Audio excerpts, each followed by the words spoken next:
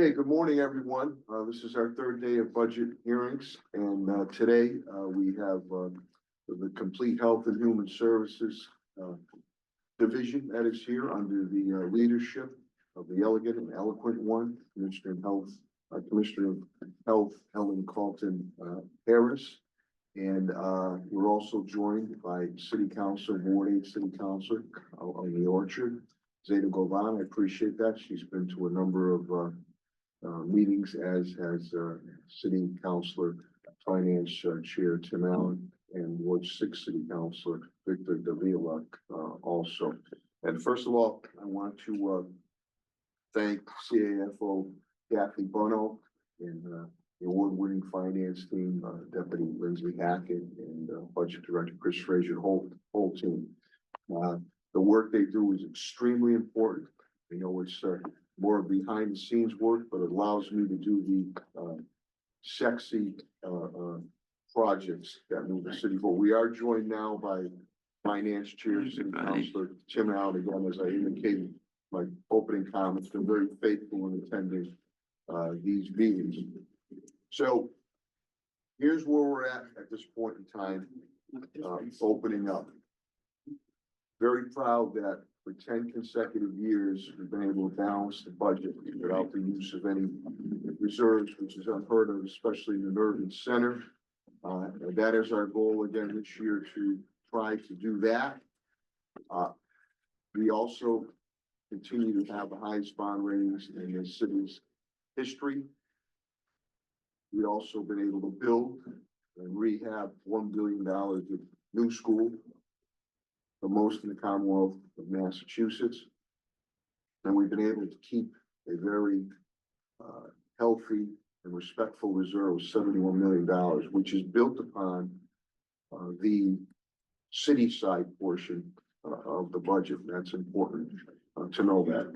The budget is nearing nearly $1 billion.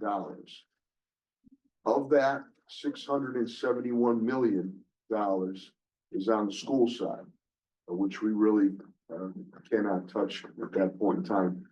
Though we do fund our transportation system for our students to get to school, which is going to be roughly about $42 million. Many people think that's paid by the school system, but it's paid by the city side. I asked my cabinet heads and department heads to come in with a budget that continues the momentum, and we want to keep services going. We are joined now by City Councilor Ward 6, Victor Davila, and again, he's been very faithful in attending these meetings. We appreciate that. I asked a budget that can keep things going. And then I had to ask them, first time in a number of years, to come in with a budget with a 3% cut.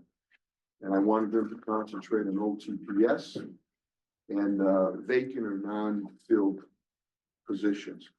The reasoning why is because of the uncertainty of potential and possible federal budget cuts. Federal funds coming to the city amount to $55 million. Federal funds coming to the school department amount to $75 million. 26 million of that is Title I money, which goes to some really great programs in our school system. So we have to be cognizant that might occur. You know, there's a new sheriff in town and a new president, and I said I'll work with anybody that wants to work with me for the betterment of the residents of the city of Springfield, our business community. We just don't know whether the Department of Education is dissolved, and they indicate they will trickle that money down through the states.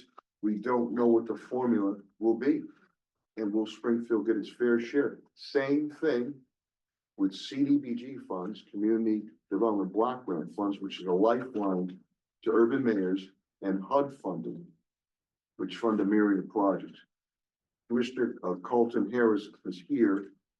Her health division, she'll close with that, but health department receives a myriad of funding from the federal government. And for anyone that thinks that public health is not essential or not important, they're out of their mind.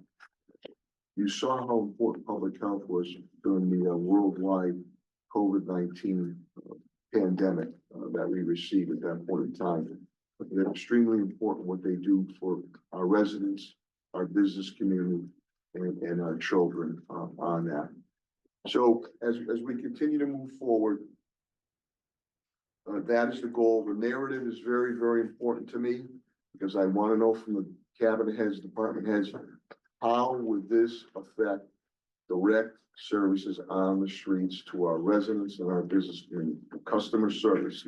We have to think of this as a business, and we want to keep top-notch customer service moving forward. So with that, I will open it up for opening comments from CAFO Kathy Bruno, and as we've done before, then I will have City Councilor Zeta Govan, some opening comments, and City Councilor Tim Allen, Finance Chair, and City Councilor Victor Davila for some opening comments, and then we will move to the elegant Commissioner of Health and Human Services. Put your hands together for Helen Call. You don't have to stand.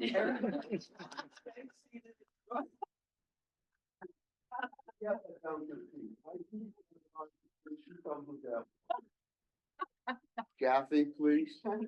Thank you, Mayor. I just want to reiterate that, this is gonna be a challenge and we're still every day watching what's coming out of, the federal government. This current budget, we asked to be level service, and right now, the budget you have in front of you, there is a $24 million budget gap. The mayor did ask for 3% cuts. We have not taken those because the mayor wanted to hear from every department on what the effect would be for those 3% cuts before we build that in. So that he's comfortable and we know that the services won't be interrupted. So, we appreciate the departments working with us and submitting those cuts, and we will, be making our decisions after this. So he wanted to hear from every department. So thank you, everyone, and all the hard work. And, I will pass it on to the counselors. Councilor Govan, please. Thank you, Mayor Sarno. And I totally agree that, we have a great finance department, finance team, award-winning, as was said. So I'm here because, of course, I'm interested in the budget and how it's going to impact the residents. And as I said on Tuesday, for the last few years, the residents' property taxes have continued to go up. So I'm here trying to find a way to help us mitigate that for the residents. And I truly appreciate Mayor Sarno, your request for that 3% decrease in the departments. I'm hoping that that will have an impact and that will help the residents and the businesses be at ease a little bit in light of the uncertainty that is coming out of the federal government offices. So I'm here to listen today, hopefully ask some insightful questions. I do have to leave maybe like 10 minutes early because I have a client at 1. But maybe we might be done by then, I'm hoping. Thank you, Mayor Councilor Sarno. Govan, and again, Councilor Vaughn and Tim Allen and Victor have been here. We did bring up with the assessors, I think we highlighted again last year, we have offered a myriad of tax relief programs.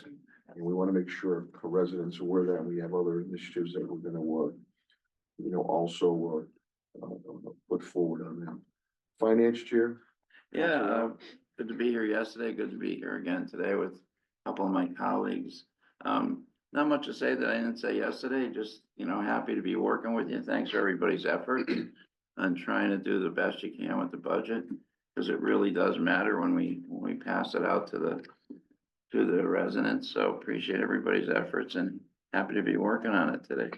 Thank you, Councilor. And again, I did shift my schedule of both these meetings. Today's mid-morning to early afternoon, and most have been mid-afternoon, late afternoon, so we could have the participation of councilors. Again, thank you, Focus Springfield. This day, councilors who are unable to attend and interact will be able to view this online. And this is really where the meat and potatoes and the nuts and bolts gets done, where you, as Councilor Allen, Councilor Govan, and Councilor Davila have done, you can really ask some specific questions here. If we do this, what happens? If we don't do this, what happens at that point in time? So, Councilor Davila, please. Thank you, Mr. Mayor. Good morning to everybody. I concur with you, Mr. Mayor. This is, as I stated before, this appears to be a gargantuan of a budget, close to $1 billion. And we need to be careful. The end goal is to ensure that the residents continue to get the services in which they are accustomed to, and which they expect us to provide. And just combing the budget to make sure that we don't have any access on it. And I concur, Mr. Mayor, if we lose any federal money, it's going to be difficult, very difficult for the city. And so my kudos to your team, Kathy, and to the department heads for putting their heads together and putting a budget, suggesting a budget that is functionable. And I'm happy to continue to listen. And I thank you, Mr. Mayor, because this has been absolutely fascinating sessions. Thank you. Thank you, Councilor Davila. And before I turn it over to my Chief of Staff, Billy Baker, for any words, just to let you know, been with Governor Healy Moore a couple times the last week or so, and the state receives $16 billion of federal funds. They're not going to be able to close the gap, as has Speaker Ronnie Mariano has indicated, because the cavalry's not coming. So, you know, we're preparing for the worst. We're hoping for the best. This will be a challenging year, but we're also cognizant of FY27, because then you really might see the ramifications of what can occur. The goal, again, will continue to be to balance the budget. The money we get in is the money we spend. We've done it for 10 consecutive years, much like a business or a household. We do have the reserves, and if we have to, you know, we'll look at that. But again, the goal is trying to balance the budget without the use of reserves. Billy, anything you'd like to open up with? No, I'm good. All right, let's turn it over to Helen. She wants to bring the Dewey Decimal System up first. So, Molly, and I see we're a huge T-Birds fan with Gene Canosa. On TV this morning. She's a big fan. The Dewey Decimal System, okay. Let's see, what would this be cataloged as? I don't know. Well, Molly, Helen and Molly, thank you very, very much. And I'm proud to say, we are the envy of many cities, not only small, but larger than us. And we've been able to keep every one of our branch libraries open, been able to expand hours. We actually built a new library in East Forest Park. And East Springfield is going to be, it's going to be rehab and addition can be put on there. And libraries are, people say to me all the time, what the hell do you need libraries for now? Libraries are really, really diversified, and there's still an important component. Molly and Helen will go into it on it, but we're hopeful that we can continue to do that. So I'll turn it over to Commissioner Colton and Director Fogarty. Well, let me just start by saying that the Division of Health and Human Services continues to do outstanding work for the residents of the city of Springfield. Each one of these department heads is very committed to assuring that their services are comprehensive, diverse, and that their staff is meeting every standard that they put out there for them. In our meetings, Mayor, we talked about meeting with you. We had set a meeting with you. We will not discuss that today. However, we will set a meeting with you to discuss some structural concerns that we'd like to think about I together. did return those books, so. Yeah, that's what we're gonna meet about. So we are, and we also discussed the federal programs and the potential impact to our programs. But just as an opening statement, these department heads do amazing work and should be celebrated, and their staff for what they do for this city. I will turn it over to Molly Fogarty director of our library system. Well, I will try to keep it short. I did give him mimosas today, didn't I? I- That's a joke. I That's think, a are they joke. in the, Yeah, they are not. Mine is in my pocket. Need a little levity. I'm sorry, go ahead, Molly. well, thank you, Helen, for those kind words. I really appreciate it. When you mentioned, Mayor Sarno, that, the city of Springfield and under your leadership is keeping all the libraries open, adding all this Yeah. leadership, keeping the libraries open, adding hours, in the past 10 years ago, we were in a really rough Yeah. place. So, and because of that, we have been able to secure grants. I mean, when you have a vibrant library system, other people are willing to fund you. So, the libraries are as busy as ever, and I won't go into a ton of details, but we're getting, since the pandemic, it's been building up. And we're seeing, big increases, again, visitors at almost 500,000 a year. That was about a 35% increase over last year. Items borrowed, around 545,000, which was a 35% increase. We've increased the number of programs because people are demanding them. We have, for this fiscal year, estimating about 5,600 programs with an attendance of over 46,000. So people are using the libraries, they're busy all the time. And our big initiatives for fiscal 25, obviously the East Springfield branch is really excited to have gotten that grant, and we're in the process there's a RFQ out, which I think closes next Wednesday, and we're have the dream team of Peter Garvey and Myron Hatchett to work with. So we're really excited about that. And then we had a big push on getting out more in the community. We've done significant outreach. We had a library card campaign. You have one. Yeah, I do. Do you carry that big one with you? Yeah, hold on. To sign up, 10,000 new library cards since last April, and we're just a couple of hundred away from that goal. So we've really been out in the community, going to the high schools, going to community events out there. Molly, how many did you say visited? It was almost 500,000 that Yes, visited? Yeah. yes, and we have visitor counts. Yeah, no, I know, Yeah, but 500,000. yeah, So people say, yeah. okay. Yes, absolutely. We also are really revamping our summer reading and learning programs this year with a really great initiative called Story City Programs. And I know we've reached out to the Parks Department, TJO and DPW this year. We're going to be working on story times and stories about trucks and maybe having trucks show up in places. So there's a real community-wide effort, and the staff is out there at all of these events, going to Central High football games and signing people up for library cards. So we're really a part of the community. And what we were able to do, we did go through our budget. Our level of service request is $6,872,945. And that funds 277 weekly open hours throughout the city, maintains all our services and programs and staff, our Read Right Now program, and very importantly, meets the Mass Board of Library Commissioners standards for state aid. And we were receiving about 613,000 state aid. What we're able to do, we did go through our OTPS lines. We were able to reduce those by the 3%.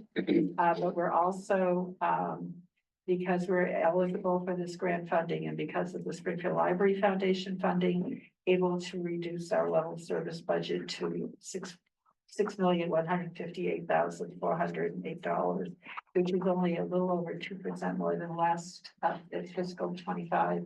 And that is incorporating the 2%. I want to across thank the board rate. also glad you mentioned the Library Foundation. Yes, And again, that was the brainchild of the late Mayor Charlie Ryan, and we worked very close. I kid around, he used to always love the line when I said he negotiated with Andrew Carnegie many years ago on it.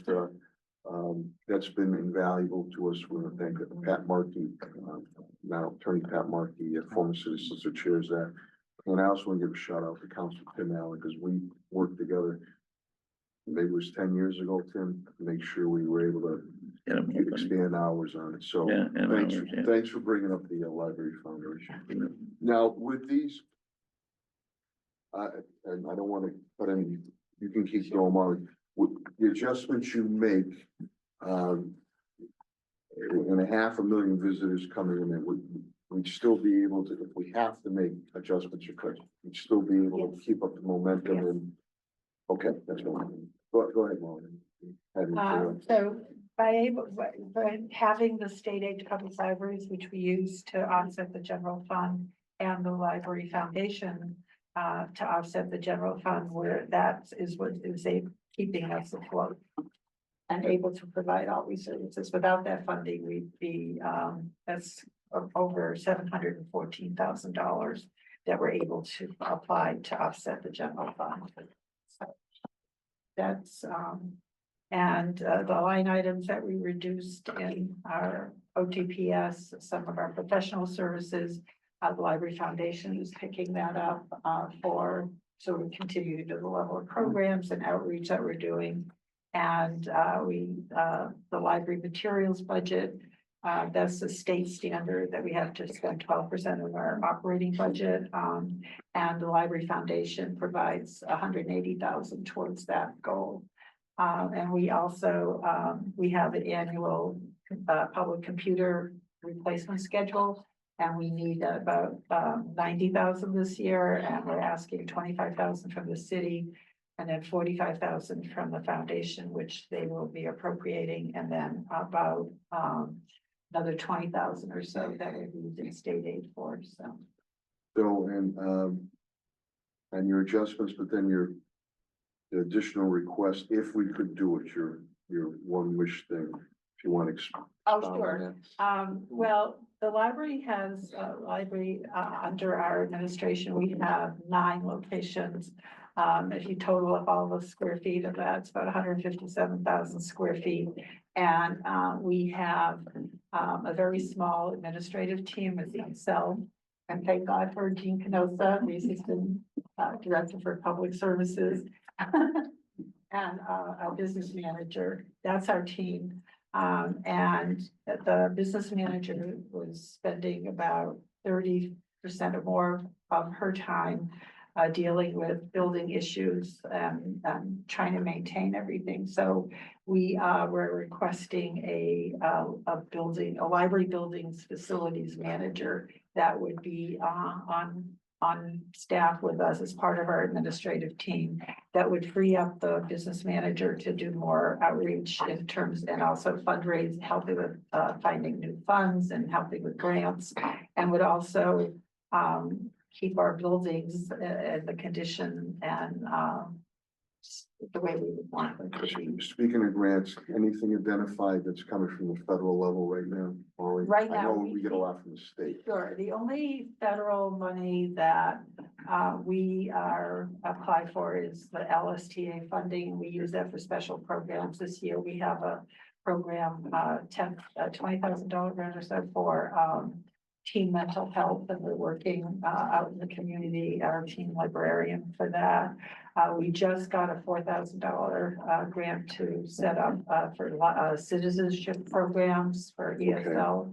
And so they're programs that the Mass Board of Library Commissioners, they administer, and their funding, they get $3 million from the IUP Institute of Museum and Library Services, which is one of the next departments that are being looked at for way down. So that will impact the Mass Board of Library Commissioners, but in terms of our grants, they're probably 10, 15,000 a year. Smaller. Yeah. If nothing else, Molly, Kathy, any questions? No, I know that in the governor's budget, you have the state aid, so, Yes. you know, That's we're going with that, so. And there's no other federal, so great. we're comfortable. Hopefully that'll stay Good. as it goes through the. Yes. Billy, anything? I'll turn it over to Counselor Govan, Counselor Allen, Finance Chair, and Counselor Davila for any questions or comments. Thank you, Mr. Mayor. Yeah, this is, I think, one of my favorite, city programs is the libraries, because I love libraries. I've always wanted to be a librarian. It's never too. Hired. Well, you need a master's degree in library science, so I'm not doing that. But, I'm really excited about all the programs that you guys have had this year. Excited that the Indian Orchard branch got the lift fixed. The residents are truly excited about that. I do owe fees on a library book that my granddaughter got brought back late. So I'll pay those, I'll do my part. But I think this looks good, and I'm hoping, you know, that you won't be impacted, negatively by any, you know, federal stuff, even though the money does come mostly from the state. I don't know where that money comes from. Just keep up the good work. Thank you. Thank you so much. Thank you, Counselor We Govan. appreciate you as well. Thank you. Yeah, thank you. Finance Chair Allen, Tim? Yeah, great job. All right, how do we look on hours? Are you able to keep hours the same this Yes. year? Yes, this budget will maintain all the hours that we have right now. Yes. Great. Yeah. No, that's good. You guys did great work, so Thank you. appreciate it. Thank you. Thank We have a you. great staff. Thank you. Yeah. Thank you for, Counselor Allen, Finance Chair. Counselor Davila, anything? Yes, Mr. Mayor, thank you. Good morning, Molly. Thank you for the presentation. Just some quick questions. You did say that if we do have a 3% reduction, as the mayor has requested, there will be no impact whatsoever, correct? Yeah, that's correct, only because we have the state funding and the library foundation funding to make up that difference. Gotcha, okay. And so with regards to the OTPS, I noticed there's an increase in 264,000. You might have said this, but what's the increase for? What are we getting with that? Oh, the increase is because the increase is, it really is, it is an increase and it isn't an increase. That funding is for library materials. We have to spend about 700 and I think this year 17,000 for library materials for fiscal 26. And the general fund in fiscal 25 provided about 426,000. 400 and something thousand, I forget the exact amount, so 460. So that's the difference between what the general fund is appropriating Right. and the library foundation and other grants are appropriating. But Molly, when you say materials, what kind of materials are we talking about? That is books, AV, CDs and DVDs, and a lot of it is for our e-book. We have an e-library. A lot of people are borrowing. That's going up a lot. We have downloadable videos and downloadable audio. So a lot of that, the funding goes towards that. So both print, non-print, and virtual materials. Okay, thank you. And my last question, Molly, regarding the grant offsets. So the overtime 75,000, that's the Springfield Library Foundation was offsetting that. Yeah. And so, can you tell me what are some of the main drivers for the overtime? Is that, by the way, I'm assuming that's yearly, correct?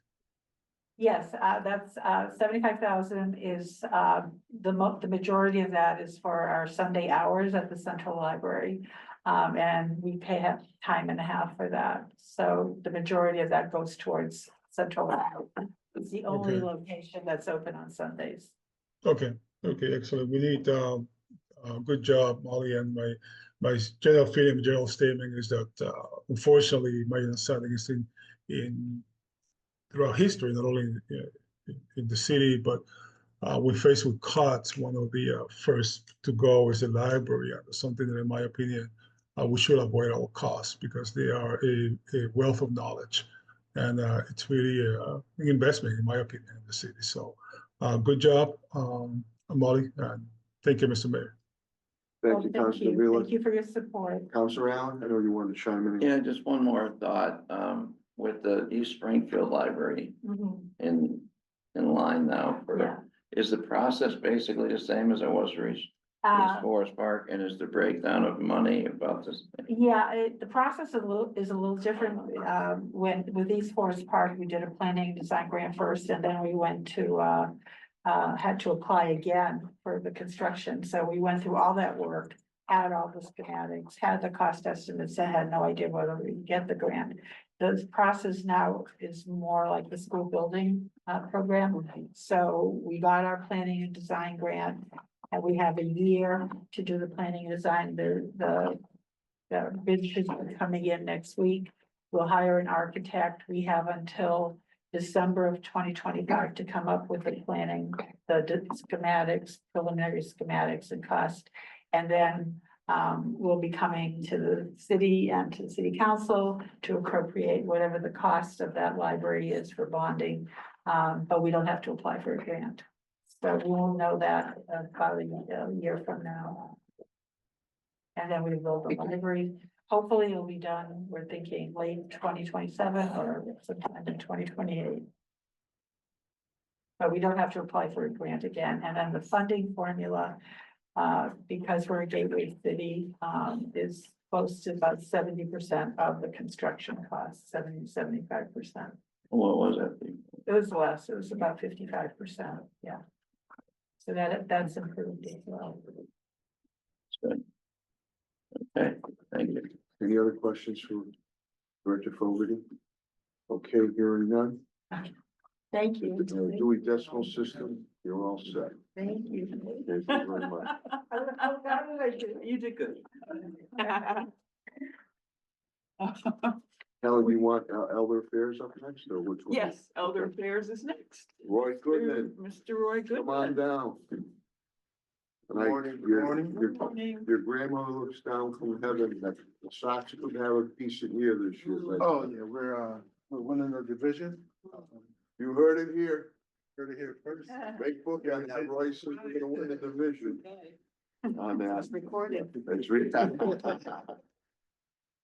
And, I wanna thank, Helen, of course, but I wanna thank Roy too for his, leadership efforts up there and with all the centers, but especially the Raymond, A. Jordan, Community Senior Center. We do so many activities up there, and it's very diversified up there.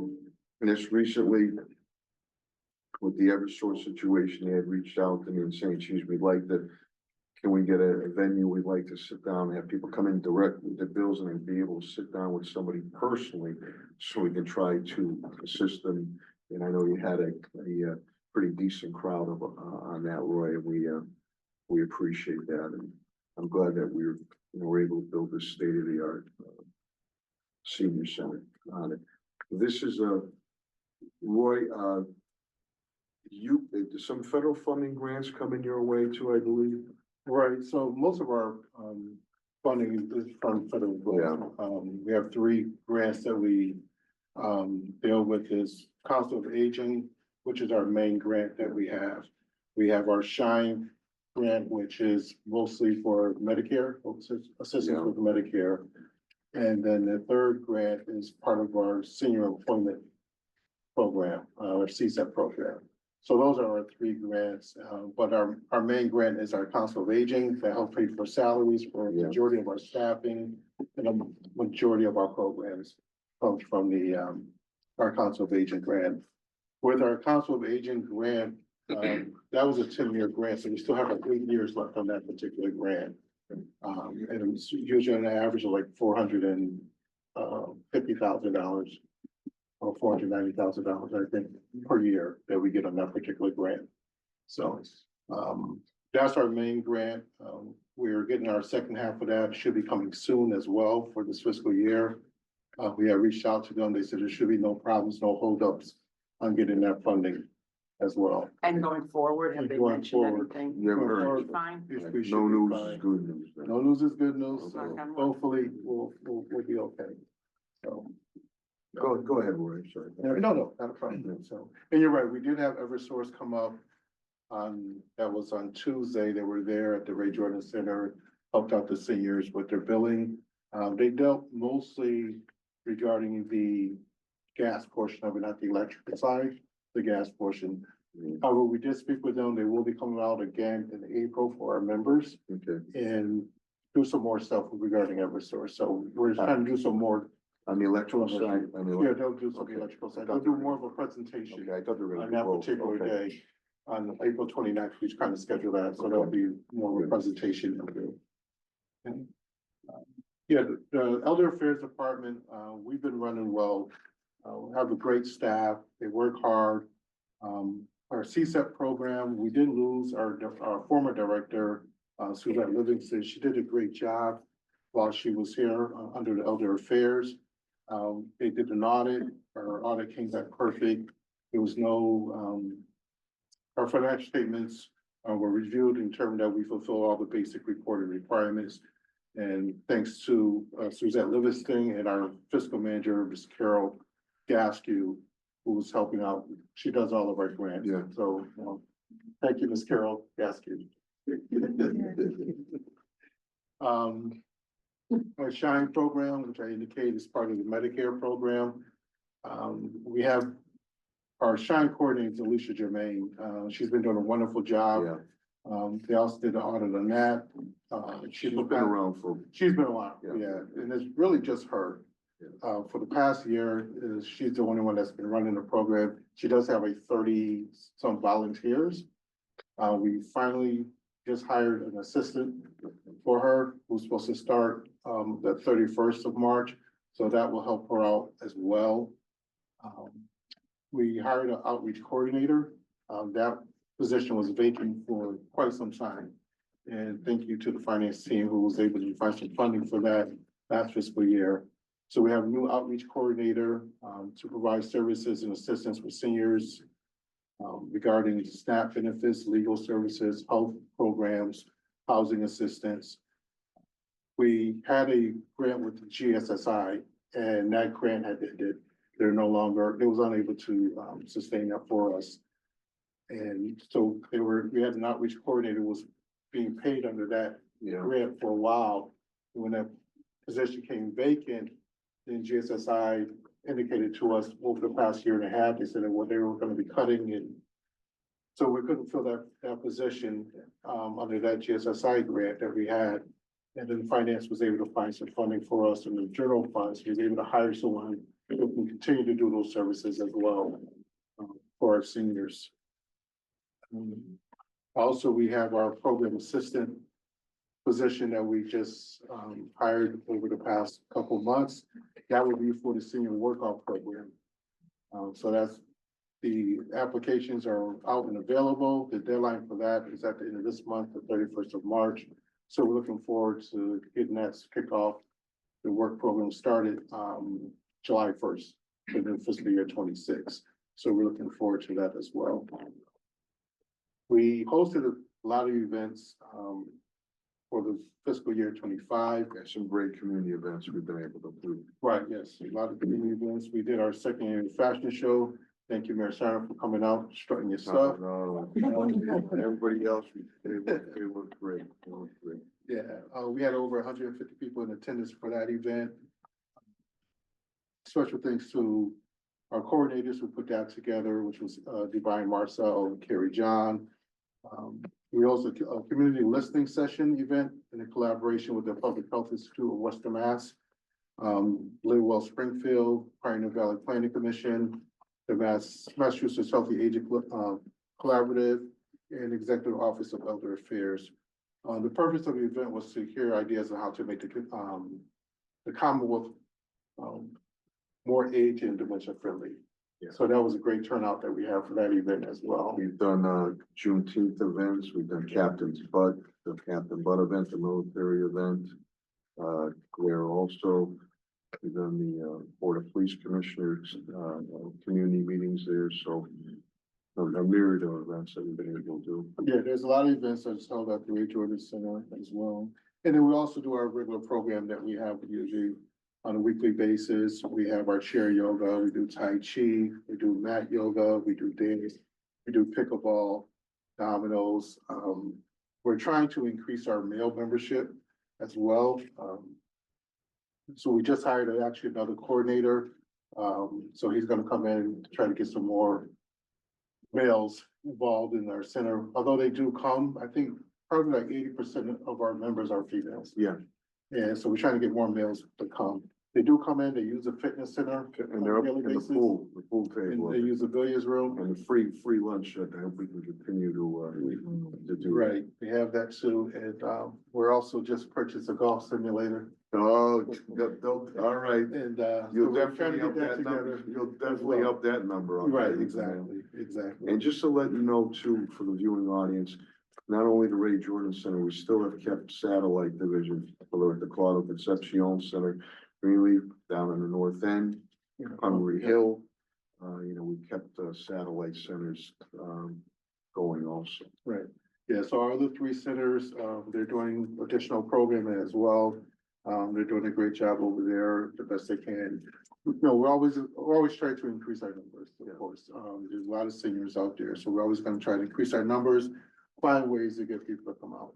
And we've been able to, a few years back, it was Helen, I think it was that was pre-COVID, we bought a bus and we bought the minivan also back. So I know we started up now with the driving, start up with, Our trying to field bring trips. back field trips, because that was something seniors wanted to do. Right, so we continue to do our field trips, from all four centers, are able to do the field trips.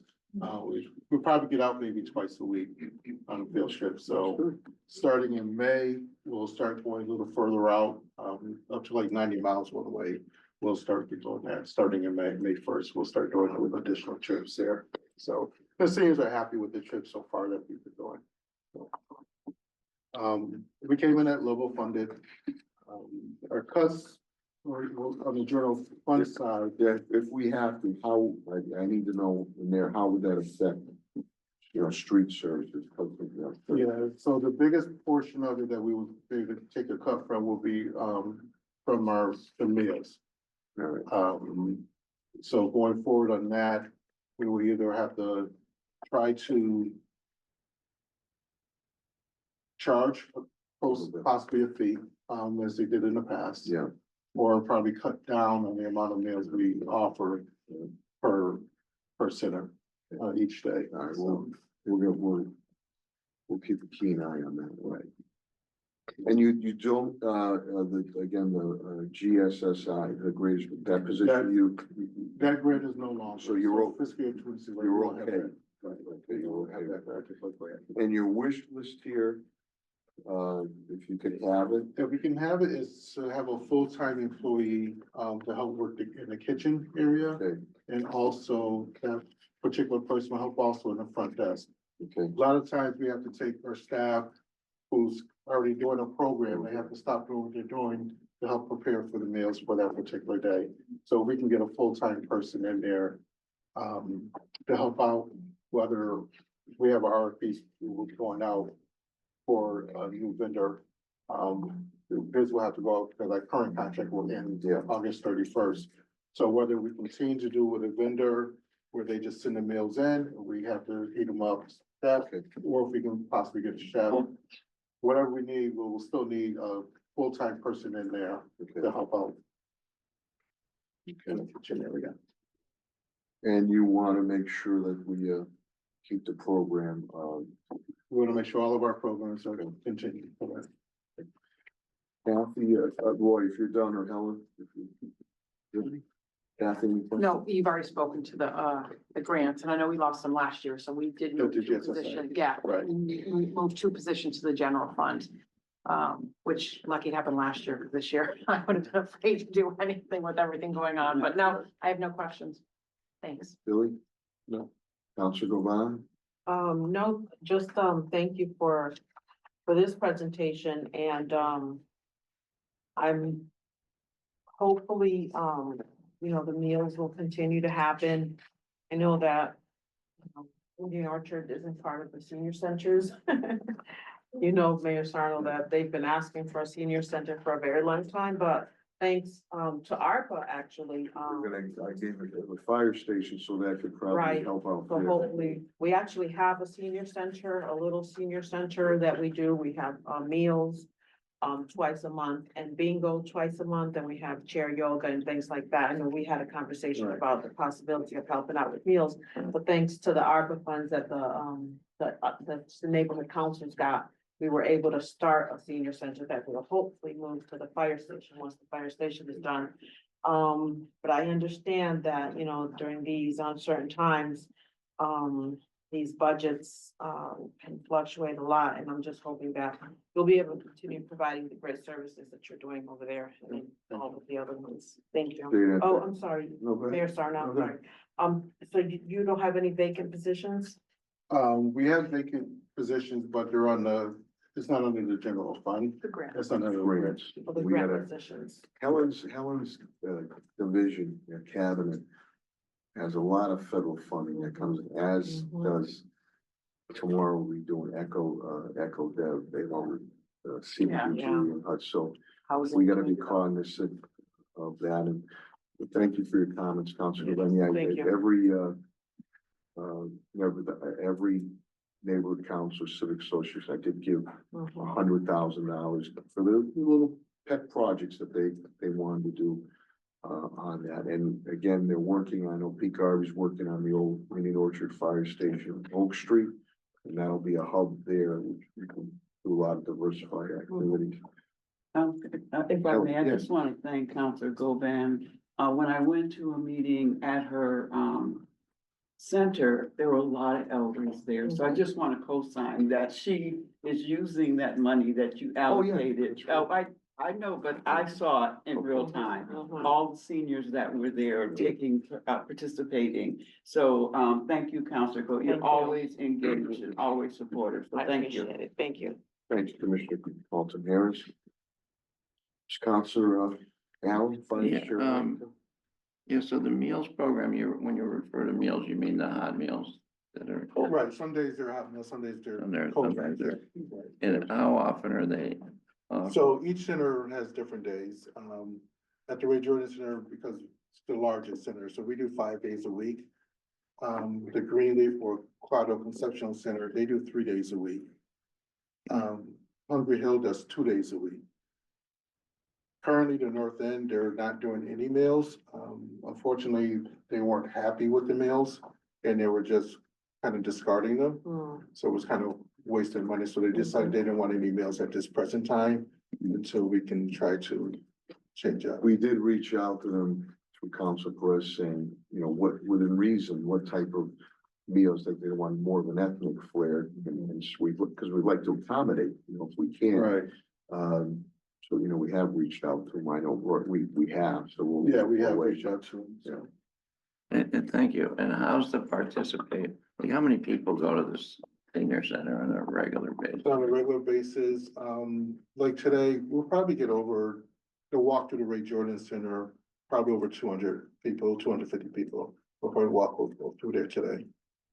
Look what Yeah, you they- did. Great. We have different activities for them, so it all depends on the It's very- particular day. it's what's very going on. active So there.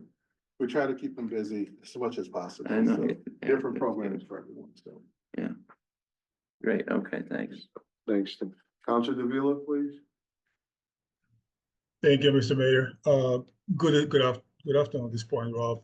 It's good to see you. I have a few questions for you, Rob. To staying the subject of the, I'm sorry? My name's Roy, not Roy, it was Roy, but go ahead. Roy, thank you for the correction. I haven't fully had a cup of coffee yet, so my apologies. Roy. So, Roy, Roy Rogers, right here. Roy Rogers, we got it. ROY, understood. Roy, staying with the subject of lunches, are we, what's currently the budget for the lunches? Is there something for yet? How much are we paying for the lunches? For the lunches, is on average is $10 per meal. With the current contract is a little over 250,000, I believe it is. A year? For the contract that we have, correct. Okay. Now, so are we paying a set 250 a year, or are we paying us every time they prepare? Right, based on the meals that we have per day. That's what we So, pay. And it's So the- average at $10 per meal. Right, so the contract is up to 250, is that correct to say? Correct. So if we happen to have less meals prepared, could be less on the line item. That Okay. is correct. And so I'm just asking because I know I visited the Hungry Hill Senior Center, and they were telling me that they want to have more meals. And I know that apparently you guys have been informed of this before. And is there any way that we can switch that money that the North End is not using to provide the Hungry Hill? Because they're asking for it, you know, saying they're trying to increase in the membership. And they're saying they feel the meal is a big driver to get people in there. So if we're not using money, can we, or we should, funnel that money over to the Hungry Hill for the meals? So they can Well, get we can extra look into meals. that because the coordinator over there, she has not expressed that to Yeah, I me. was just gonna say that, 'cause, Linda Henley had Billy, I've had Billy Baker up there, we check all the sites. And believe you me, they know how to get a hold of Billy or me. No, I know if you talked to, maybe it was an individual, but no, they haven't expressed to Yeah. myself or The director. coordinator has not expressed that information to. Oh, the- they have that, okay, okay, I was given information that they have reached out, but at least I'm conveying to you what they was saying to me, that they would like to increase their meals per week. And so, but something that I will follow up then and, you know, see what can be done, because it will seem to me if we have some money left over out of the pod, that we could possibly help them into getting more meals for them. Something that we can look into. Now we'll speak with the coordinator over there to get more Very- information from her. Very well. Now, Roy, I keep calling you Rob, it's Roy. Roy, the senior tax work-off program, it's a good thing. It took a little while to get online, Roy, but it's now up and running. I know it's only 20 right now. I still don't understand how we came up to that number. But the point is that it's there. I envision that to be higher, maybe double next year. And then, you know, I don't think that's going to break the bank in the budget. But my point is that I do believe it should be higher, more than 20 people. So, because things are going to continue to get more interested financially for all of us, the city and the residents. And so anything that we can do to alleviate particularly the elderly burden, I think it's something that we should explore. Now, Roy, with regards to the senior centers, I believe I might have fallen off your radar there because I had asked and I had conversation in passing with the mayor, nothing formal, about having a senior center in Forest Park. I've been approached by constituents and by the Forest Park City Association. We have all 4 neighborhood centers throughout the city. We need one in Forest Park. People are expressing concerns and wishes to have one. I know that we have the Ray Jordan Center, but people want one here in Forest Park, and I agree with them. Just to let you know, Mr. Mayor and Roy, I did meet with the Parks Department. We identified 3 locations, which I think I might have mentioned to you, Mr. Mayor, in Forest Park that we could use. And so Roy, I know I tried to make contact with you before. We have not followed up with that. I don't know why as of yet. You have not got back to me. But you know, I want to look into this because it's something that it's needed and it's expressed here in the Forest Park. I also want to finish by thanking Mr. Mayor, thanking the mayor for making the Forest Park Library, I forgot to say in the last session, making it into a heating center for the winter. So those are my comments. Thank you. Well, a big, Councilor, I don't recall mentioning about the senior sites you have, so I don't know what sites. Yeah, it wasn't very passive. Yeah, it wasn't Okay, passive. because we just was at the annual meeting and Yeah. spoke and nobody had mentioned it. Yeah, again, Right. we're always, you know, we've been able to do expansion on a number of things the last few years.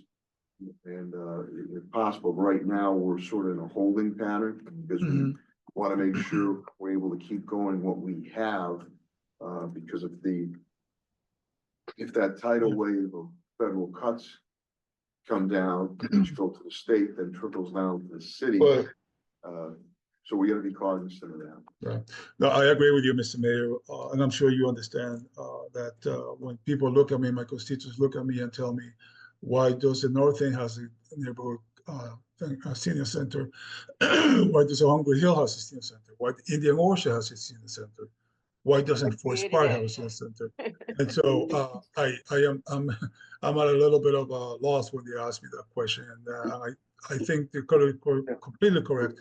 But it's something I think that if we put all our minds together, that can be achieved. I don't think we need to reinvent the wheel here. And it's just a matter of coming up with the what I call the seed fund money, because we don't have to build a structure. The structures are there, just to figure out how we're gonna. Yeah, you gotta remember the neighborhoods you mentioned, long-standing senior centers for decades. And for, now, it was really never brought about pertaining to the Forest Park, which I lived there, but again, we'll see what how the budget stabilizes, and Yep. if there's an opportunity But to do something, we'll explore it. yeah, And I'm just, if I may- ever optimistic. And just, if I may, Council Davila, in Indian Orchard, we don't have a senior center from Roy's programs. We actually just created that with the ARPA money that we got. So if you'd like me to That's right. talk about that, maybe you guys could do something like that in Forest Park. That's fine, and And then they that's have even, to do it by the city. yeah, and that's fine. That's even an option, but that's Thank even an you. option, Councilor Gabal, the ARPA, but that will have to be coordinated with the Forest Park Civic Association. But my main point is that we need a senior center here, and if we put our minds together to this, we could do it. Now I know that it's challenging, but I'm the ever optimist, and I'm sure that it can happen. It just cannot fall through the website. Just to let you know, the 100,000 that I gave the Forest Park Civic Association, they've been very specific of where they want to use that money. No, I And understand and that. a senior center has not come up, they've been specific on. No, I understand that. I'm just responding to Just for Councilor. clarification. No, Mr. Mayor, I understand that. I'm just responding to Councilor Guban's Yeah. comment.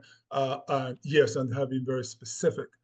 This is why one of the reasons I'm bringing it up, because we need to come up with this, what I keep calling the seed money. And so I look forward working with all of you, with Roy, Mr. Mayor, on this and ideas to make this happen. Thank you, Mr. Mayor. Thank you, Roy. Thank you, Council Davila. Thank you, sir. Any other questions of Director Goodman or Commissioner Carlton Harris? Little tongue I tied. have one Tim, I'm that sorry. came up. I volunteered at Gray House, which is mostly a grocery distribution thing. But they just started a lunch program 3 weeks ago or something. And there was a grant that somehow the Gray House, I don't know that much about what I'm saying, but they applied for the grant. Many other food distribution places in Springfield didn't apply for it, I guess. And they now offer a hot lunch program for like 3 months or something. And it's being provided by Elegant Affairs right over here. They're being paid. They were the only organization apparently that applied. So there might be an opportunity. I don't know what that is, but if you reach out, the Gray House spaghetti suppers tonight, if any of you are How do you going. know? You go? I'm going. I put groceries in bags this morning for a couple of. I'll see you there again. Yeah, tonight, see you Tim. there. Don't- But Ben, I could introduce you to Ben, who runs the food program, and Okay. if you were there tonight or wanted to visit sometime. Yeah, I can get the information. Yeah. Appreciate it. Thank you, Counselor Allen. Any other questions of Director Goodman? Commissioner Carlton Harris? Okay, Roy, nice job. Thank you, Roy, very much. Thanks, Roy. Thank you. TJO is up next. Okay. Heather, come on up. We thank you for the job you're doing here. Absolutely. And you've done a nice job. I've seen, at times, some of the TV interviews you've done there too. And no, you've done a fine job. And, tell, Jana Brown, and I said hello too. Okay, I know she's great, with DJ well on it too. I'm not really looking forward to cats being here or anything, but you could do Critter Corner when you do your, isn't that what she does on the news? You should have brought a kitten, yeah. Animals are convincing. Actually, That's when we have the big city council meeting. And we're not very animals. This is a nice crowd. That's a tough crowd. Well, Heather, I'll tell you, we never had a pet or a dog. And then when my oldest daughter Cassandra got Pumpkin, who's a toy poodle, but he looks like a little teddy bear. Now I know what people mean about unconditional love and how it's part of your family. So appreciate the reference, but Helen, I don't know if you want to open up, but we both. Well, I do know that, Mayor, you know this, TJO lost its executive director in the middle of the fiscal year. Yeah. And Heather has stepped up and done Yes, such she an has. amazing job. I cannot even tell you. She's brought stability to the animal control center. The staff respect her unconditionally. What's unfortunate is she currently resides in Chicopee.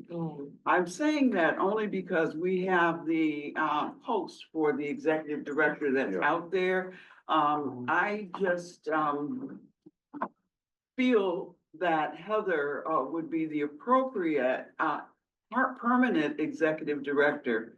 Moving at this point for her is not an option, but I just want to point out, we do serve Holyoke and Chicopee. So that's my opening statement at this point. We may be coming back to you, No, Mr. Mayor, I think but I that's- wanted to put that out there. You know, and again, we do serve Holyoke and Chicopee and obviously Springfield. And that is something I'd be more than happy to explore, especially when we have a good worker, he or she, a good leader, he or she, but we are a regional center. So we are a regional center on it, so. And we did meet with Bill Mahoney and Caitlin last week, was it? And 2 weeks ago, thank you, and expressed our desire. And I have to say, your volunteers are always tremendous. I remember my days with DA Bill Bennett, when I had the borderline hardcore juvenile probationers. I had a program over at the old MSPCA, and we grabbed a lot of highlights. President Locke, retired President Sprinkler Coswell, and we thought that getting young people in there taught them life skills about being respectful to human beings. But I know you have a myriad of volunteers, and I also want to thank the TJO Foundation, which supplements. We appreciate that. So with that, I will shut up and I will turn it over to quite you. happy to let all of you guys talk. So you know that our mission is to provide comprehensive animal control services and programs to our communities, Springfield, Chicopee, and Holyoke, for the protection of public health and the safety and welfare of animals.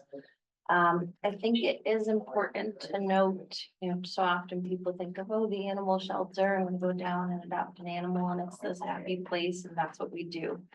But there's so much more that happens at the animal shelter that's related to public safety and other issues in the community. For example, this week we had 2 situations where there were house fires in apartment buildings, so. Yeah. The animal control officers go out to those situations to make sure everything's going okay there. Sometimes we end up with animals coming in needing to be stabilized, and sometimes we're able to make contact with owners on scene and just facilitate everything in the field.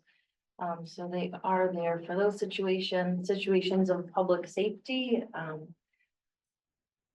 It's difficult to talk about, but we do have dangerous animals in the community, animals that attack and hurt other people or other animals. So they go out to those situations. Those animals have to come to the shelter for public safety. So it's not just that, Mrs. Smith can't keep her dog because she can't afford it or she's going to the hospital or whatever it is. It's situations where animals need to come into the facility for safety or disease concerns. So we do see those situations as well. So just kind of wanted to point that out. It's not just puppies and kittens and happy times. There's some really difficult situations. This week we also had a dog come in that had been privately rehomed and then bit 3 people in the new home. So really unsafe stuff happening in the community, and we need to be a resource for those situations where someone thought they were doing something good, took in a dog from the internet, and now they're at the ER. Well, who do they call? They call us, and they don't know about rabies quarantines, and that animal needs to be quarantined for 10 days and all these sort of public safety things. They don't know what to do, so we're there for those situations.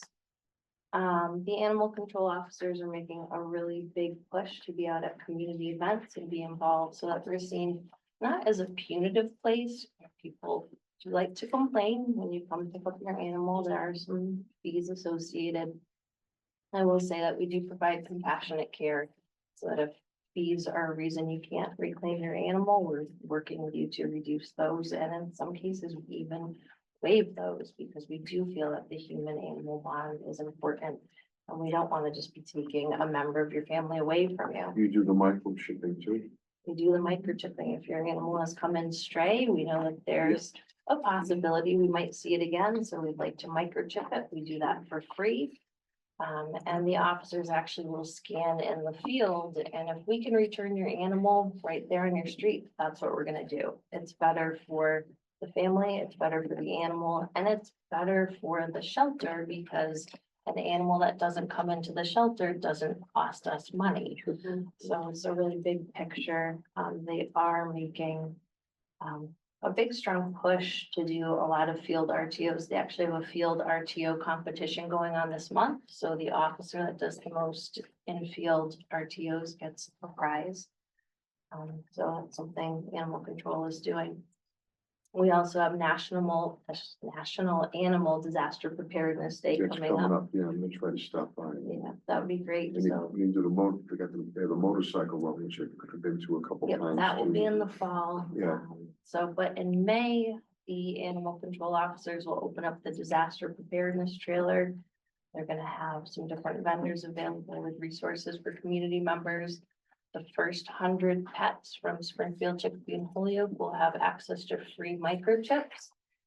So that's something Officer Rondinello had started last year, really got into it, so we're hoping to have a bigger event this year. And just let people know that we're here as a resource, we don't wanna come steal your pet, we're gonna help you keep your pet and provide good resources, so that's coming up. I would say budget wise, we are dependent on Springfield, Chicopee, and Holyoke. For sort of the, I don't wanna say bare bones, but the keeping the lights on and Yeah. having the people come into the building. The stuff that we do above and beyond our requirements comes mostly through the Foundation for TGO Animals. They're a really big grant funder for us, so anything we're doing veterinary wise, that's a big surgery. When we're doing some of our pharmaceuticals, they fund, we got $165,000 from them last year, so they fund anything above and beyond sort of basic. And I know you've had the Pepples have been great individual donors, substantial donors. I don't know technically what you call it, not your lab area, but your medical area, they had funded that when you had procedures that have to be done. So to the Pepples, we thank you very much. Yeah, they've been an amazing partner, Yeah. so they were able to help fund a radiology machine. That's what it was, yeah. Yep.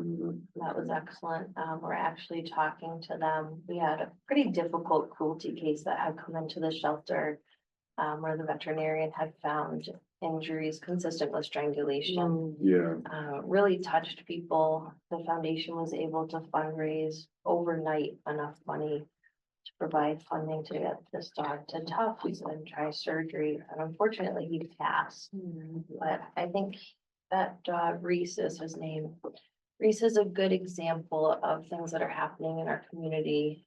We have reason to believe that his owner didn't have access to veterinary care, and we thought perhaps that ending his life was more kind, which is a pretty sad that someone would feel they were in that position and not realize that there are some resources. So makes us want to double down on efforts to be seen in the community and let people know there are resources. So we are talking with the foundation as well as the Pebbles about what sort of resources might the foundation be able to fund and provide. We're talking about a pet pantry, resources for grooming. What can we do to prevent cruelty or neglect? Yeah. Before it reaches that level, or some of these horrific matting cases that we Yeah. see where people, they reach a point where things are so bad, they're scared to come for help, and just really complex stuff going on there. Heather, on the, and again, you know, Pat, it's the adjustments, if we have to make the 3% cut directly tailing, my own concern is customer service at frontline services, street services, would that, I mean, everything has an impact, but would that have a difficult impact to our, the residents that, utilize TJO? I think the difficulty right now, and this ties into our additional service request, we don't have a full-time veterinarian on staff. Yeah, So we're utilizing so much from professional services line item to send animals out because we are required to stabilize and we are required to treat certain conditions upon intake. So reducing that line item, I do fear there could be an increased risk for euthanasia. That's difficult to talk about. Certainly, public perception of that is very difficult. People are quite ready to Well, judge those decisions. I know that from the days of when Pam was there, that is the last thing. It's just so heartfelt and you carry it. That is the last thing that any one of you want to do. Ellen and I, and Kat, we've talked about how it is difficult to find a veterinarian, am I correct? Yeah. Yes, and Heather can speak more to that than I can, but the outreach has been out there, and as you know, a $10,000 signing bonus has been offered by one of, the fund individuals who fund, I don't know if the name should be used, I don't. Do you know the name? We don't. I do. We don't. We know, We know. okay. Yeah. So there is a individual who wanted to at least fund a $10,000 signing bonus Yeah. if we were able to find a veterinarian. I'm sorry, Bill, I didn't realize it was. But anyway, so efforts have been made, but I'll let Heather speak, and I don't think it's just us, I think No. there's a veterinarian shortage across the Shortage, yeah. country, if I understand correctly. Right, and I do know we've worked with HR Yeah, to expand where that job is posted with 0 applicants applying. so if you had to,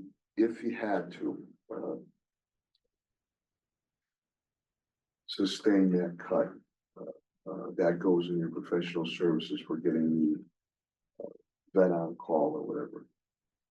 Okay.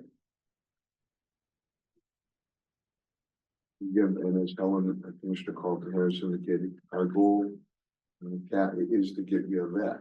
We can find them. Pay for that, and or I know the individual, we're very appreciative of $10,000 signing bonus if we can get a vet. You share or services with the other animal Bacon. that you would, Yeah. take, and I Yeah, know there's always a so relationship there. Actually, this year, I should have spoken about that. We were able to form a coalition partnership with the MSPCA, Dakin, Berkshire, WARL. Okay. So we are sharing resources. Today actually kicks off our first spay neuter clinic with the MSPCA, where they're doing some TJO animals and they're doing some community animals. So we're not paying for that veterinary time. We are providing the techs and the space. So it's Where is the physical plan? Now, in the old days, they were on Bliss Street, the old brick, it was like in the basement. I remember going down there a number of times. And then they went to built on Union Street. That's on Bacon. But where is the MSP? So MSPCA has several sites out towards the Boston area, Yeah, but they are partnering with us because the need is so There's great really- in this there's area really of no the rough- state. They don't have a brick and mortar out the here. Western, yeah. Okay. So they're at TJO today, so we'll do some community animals, we'll do some shelter animals. And the hope is that if we can keep up with our community animals, the long-term goal is that it would reduce shelter intake overall, because there would be less unwanted animals. Heather and Director Taylor, any other presentation that you'd like to make, and you want to, feel free, or Helen, if not, I had my questions, or Kathy, any questions? Billy? To Counselor Govan? Thank you. You said you serve, Springfield, Chicopee and Holyoke. I'm assuming, maybe wrongly, that we get money from Chicopee and Holyoke. Oh, we do. for it? Okay. We have a contractual. Okay, great. Thank you for that. So, and I know, I understand, times that we're living in. And I think this is maybe my second favorite department, where's Jean left already, because of the animals. I did get my cat from TJO. She's a spirit cat, and she's doing very well, though. I got her a kitten, but she doesn't like the kitten. That's another problem.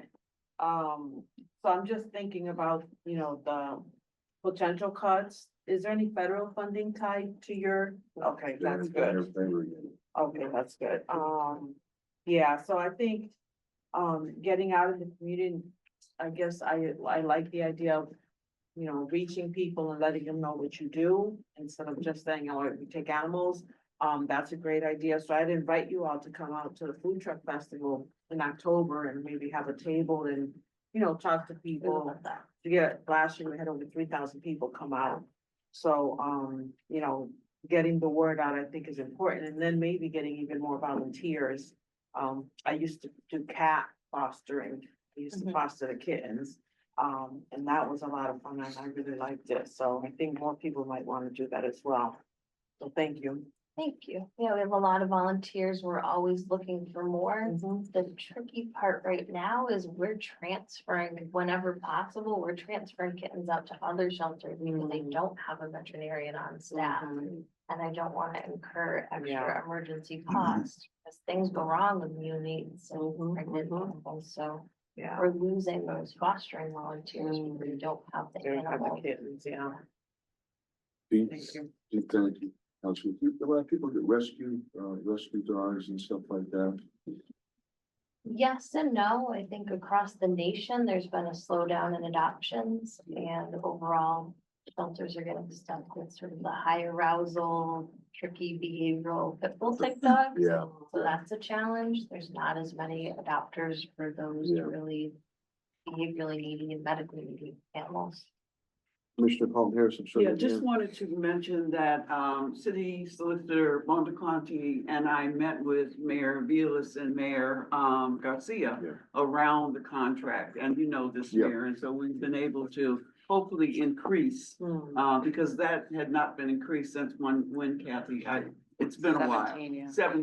2017. Yeah, we with Johnny View and Chicopee and Josh and Mayor Garcia and Holyoke. We know that they, especially all the tight budgets, so we try to work with them, but I think they realize that we're gonna have to, and I appreciate Helen and Solicitor Bonacani, that you might, have to get a little bit more, because, for cities, towns that go on their own, it's major bucks. So I know they're appreciative of, what we do with the TJO on it, but, they're good to work with, and I know they, with their residents and this call for the services too. Thanks for pointing that out. And they had nothing but compliments about your work, by the Yeah. way. Helen's building that case for you, Helen. It's making my head big. Counselor Allen? Just on the money, the rental thing, there was a year where they were, Holyoke, or one of them was way behind, and there was an effort to get everybody caught up, or are they basically caught up now? Yes, Is there good? both, Holyoke and Chicopee are current with their fees. Great. Yeah. Great. And we're just waiting for it to go through their councils and their budget process to make sure that, for the final dollar, they have to go through the same process.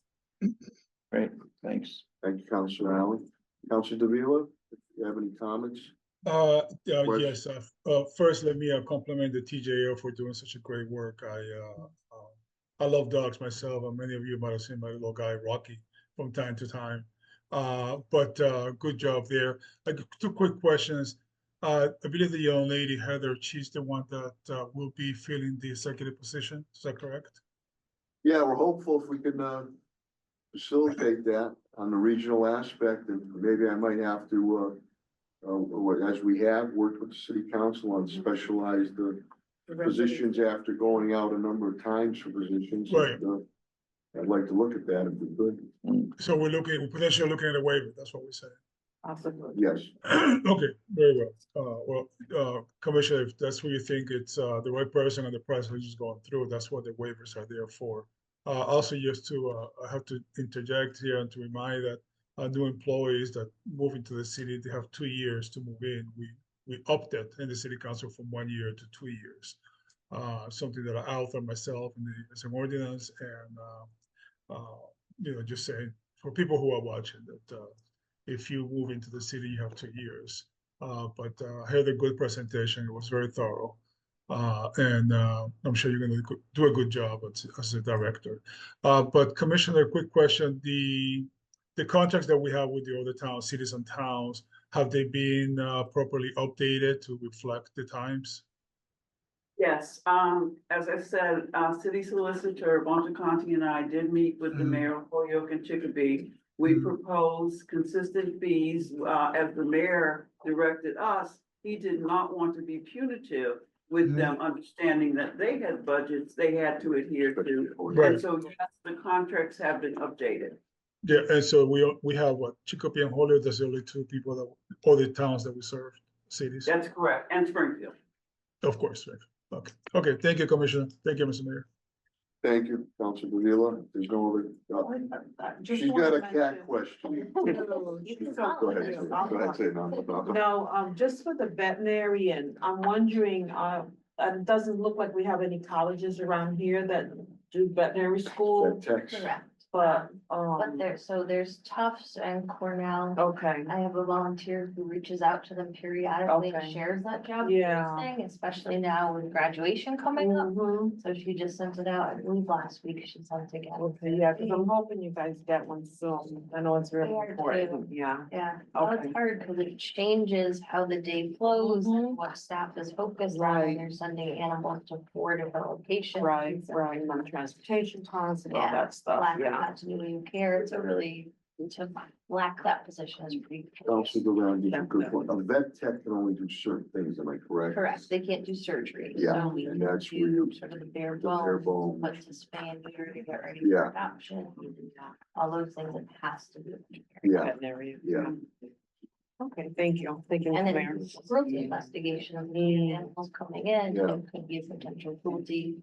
Only a vet can really do that investigation, moving forward investigation of that. Yeah.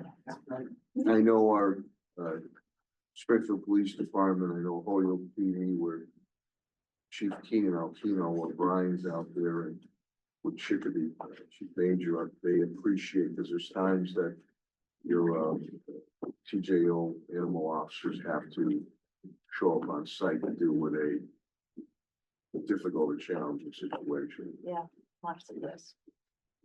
Any other questions for Director Kaling, Mr. Paul Harris on TJO? Okay, hearing none. Heather, good job, Heather. Thanks. Next up on the hit parade is, Veterans. veterans, with Director Joe DeCaro's team, they've done a great job down there. Joe? Hey, Joe. Joe, by the way, we just finished TJO. Joe has a dog himself. That little, the dog's like a horse. Nice dog, don't get me wrong. But what type of dog do you have? It's He's a half Neapolitan. Neapolitan, Yeah, Oh, man. English Mastiff. Those are You big. could ride this dog. But the dog is really a nice, I mean, he's big, but nice, Wow. nice dog. So if TKO is your second favorite. No, this I'm is I'm not gonna put you on. One of my favorite, okay, you're my third. And ask Mom who her favorite child is. Well, I have three brothers who are veterans, so you're on the list. And Oh, sorry, elder affairs.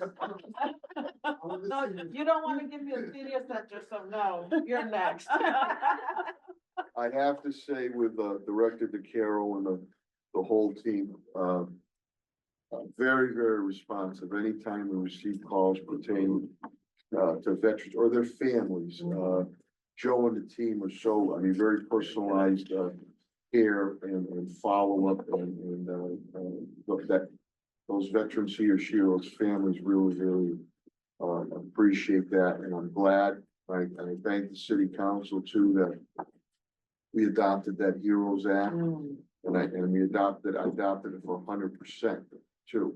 Because some communities are doing 50%, but we adopted it for 100% for our veterans. So, Helen, I don't know if you want to open up or do you want? Well, I think you. Did oh, Big clock. oh, okay. But I think you said it already. Joe has stepped in as well and done an amazing job of really just, making sure that the veterans have, there's the services they need. And he has some amazing ideas about what to do with the GAR hall, which, which we will. We're Talking, looking at it. we're not gonna give you are you giving them the renderings? Oh, no, you have renderings? We have renderings. We'll save that for another time. Okay. Zeros around. But Well, they have some seed money though, so.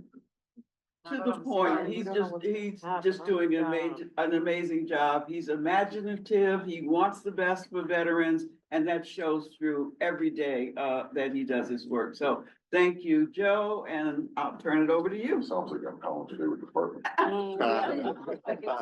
I'm not going, listen, I'm not going down that rabbit hole.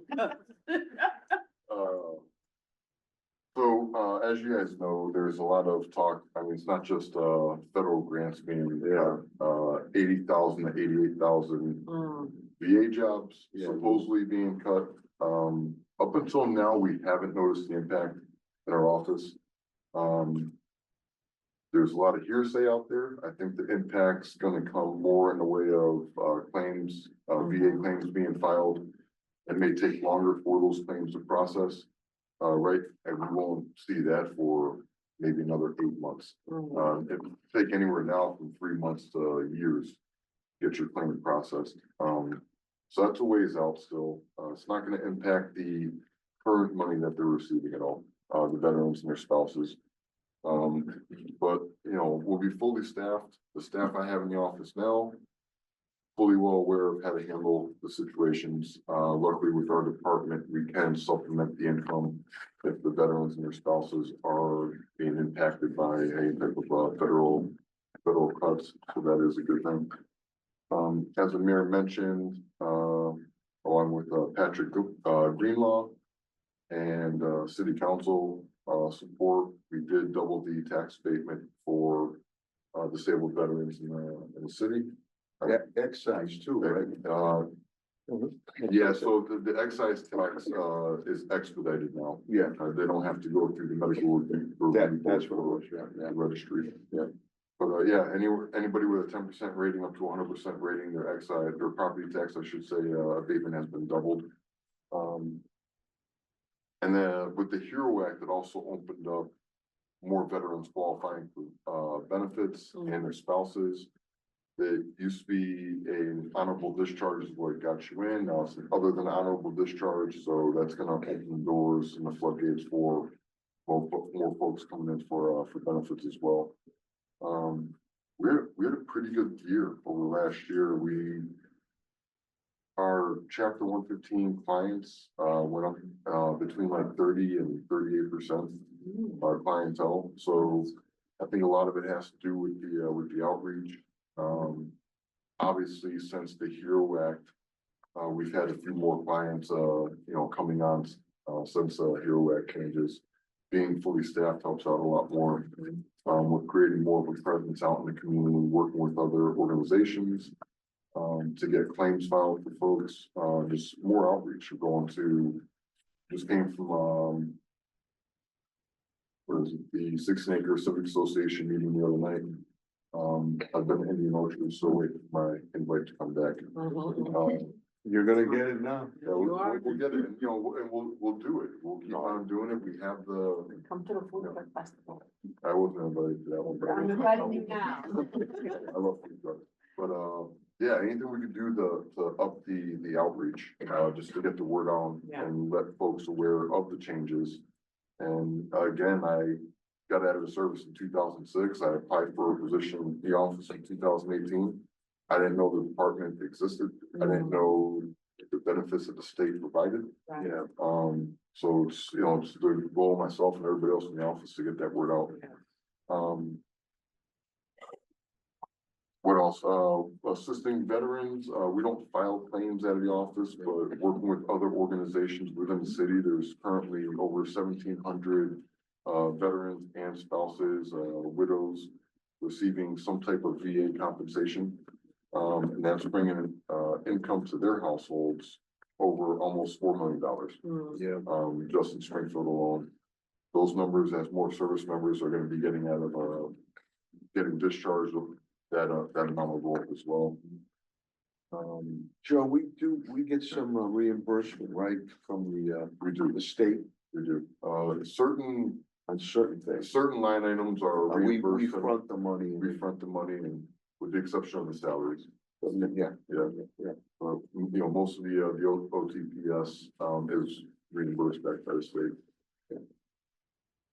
You know, and regarding the, I will touch on it later as well, but most of our OTPS goes to the veterans themselves, whether it's paying for medical bills, their heat source, rent cost, you know, medical reimbursements for, dental or co-pays, whatever the case may be, flags for the cemeteries.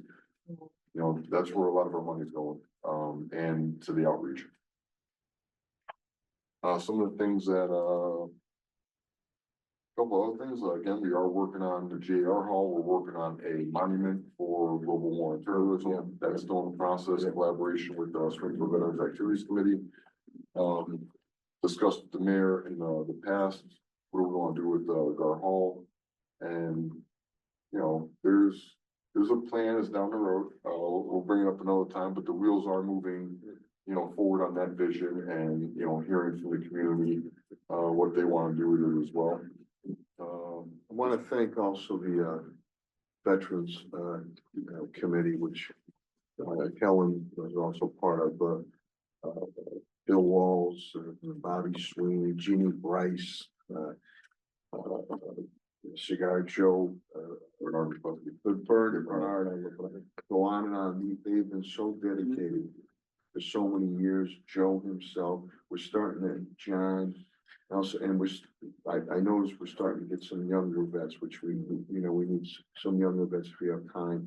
But they volunteer their efforts for all the events that we do for our veterans, whether it's a veterans day parade, spiritual not the Vietnam Veterans Day that we do, all the things, memorial markings that we do, the cemetery stuff. So, I want to give a shout out to them too.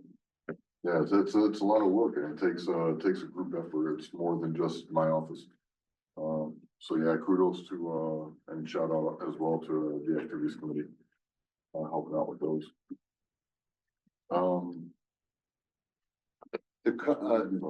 Joe, if we have to, again, the 3% cut, and we're gonna do whatever we can for our vets. Would it be a drastic adjustment, the services to our vets? If everything stays the way it is now, no, but it can be. With the numbers ramping up, we don't know what the impact with the VA is gonna have on our department, to be honest with you. Because everybody will run to you. Everybody's gonna run us. If it takes longer for those VA claims to get processed, then we're gonna supplement their income in that meantime, you know? It really is hard to say. And again, with the majority of our OTPS going to rent, heat bills, medical bills, health insurance, prescriptions, burials, dental, flags for the cemeteries. I mean, we just installed, we did one, furnace broke in the veteran's home. You know, and again, a lot of this money is reimbursed back by the state, but it's still. State takes it, yeah. The state takes it, Takes it. you know, and, to replace a heat, a furnace in somebody's home is over $20,000. Mm.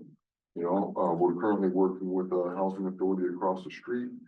Eversource has some grants and stuff that they can pay, and it's only gonna cost us $2,000.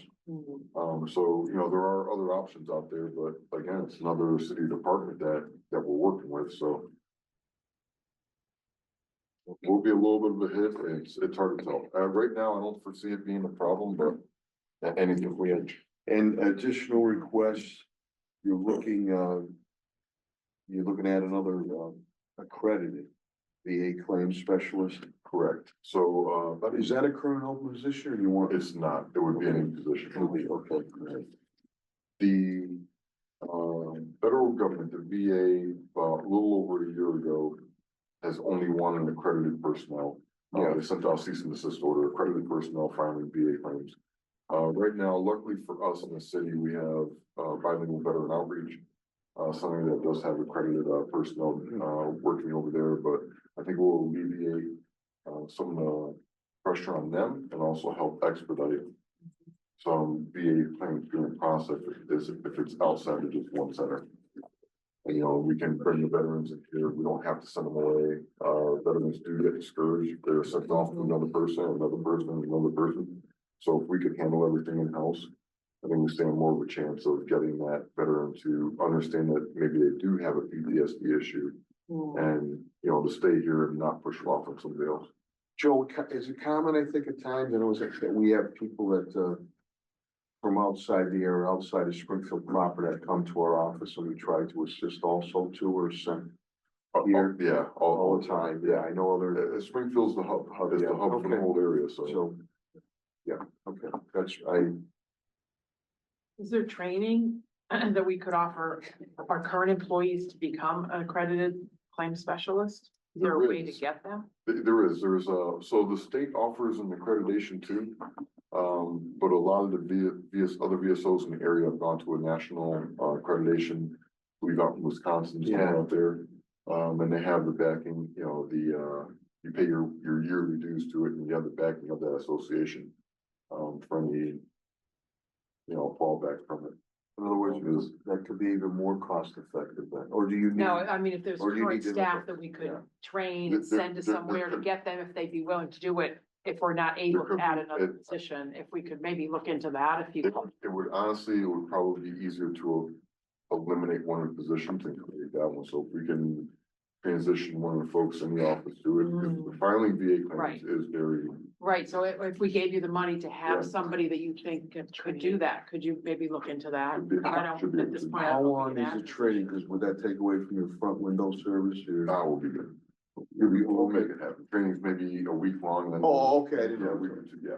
The training's not long at all. All right, There's so- refresher courses Yeah, every year. just something to think about if. I'm not saying that we won't look at a position, but if the training would help you out, absolutely, get, you know, meet something. Okay, training. And that would get the accreditation. Okay. Kathy, Nope. if Joe, Director Carol's done, or Helen. Kathy, any questions? Really, D? Veterans Office, yeah, near and dear, with my father being a veteran, very helpful to the veteran communities, all the, you know, the post 420 and all that, so, yeah. Counselor Goulart? No, thank you so much for that presentation, and I think this is one of the most important, departments for our veterans in the city of Springfield. And every time I hear from the federal government that Veterans, Administration is being affected, I think about you and our veterans in the city. And it just, it breaks my heart, so, I'm hoping again, you know, that we won't be affected as much, but I really love the work that you're doing. And the outreach, I think, is very important, because like you said, if you don't know about something, you're not gonna access it. So definitely doing the outreach, I would love for it to continue, and figure out a way to do that. So right now, you're fully staffed, you don't have any vacancies. We'll be fully staffed, we're fully staffed, we'll have that last person in the office starting Monday. Monday, perfect. Okay, good. All right, well, thank you so much again, and, thank you for your Thank you, service. Counselor. Joe, before I move on to, Counselor Allen, Finance Chair Allen, and Counselor Davila. You're a vet. And, with the, new President Trump, always big on veterans. And they're trying to dispel this will not affect our veterans. Obviously, there's gonna be an effect. I mean, your perspective on this, listen, I understand. Like I said before, new sheriff, and you wanna be more efficient, effective, and God forbid if there's waste or fraud.